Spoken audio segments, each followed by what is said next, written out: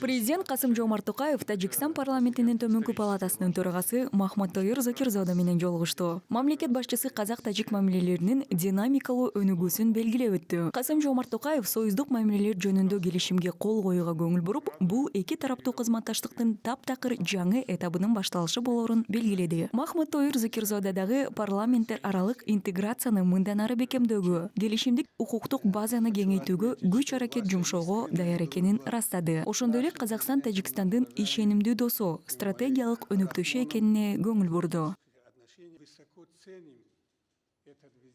Касым-Жомарт Токаев Тажикстандын премьер-министри Кохир Расулзода менен да жолугушту. Сүйлөшүүнүн жүрүшүндө президент жетишилген макулдашуулар эки өлкөнүн көп кырдуу интеграциясын жаңы деңгээлге чыгарат деген ишенимин билдирди. Тажикстандын өкмөт башчысы мамлекет башчыларынын өз ара сооданын көлөмүн 2 миллиард долларга жеткирүү тапшырмасы аткарыла турган милдет экенин баса белгиледи. Тараптар макулдашылган келишимдерди толук ишке ашырууга кызыктар экендигин кошумчалашты.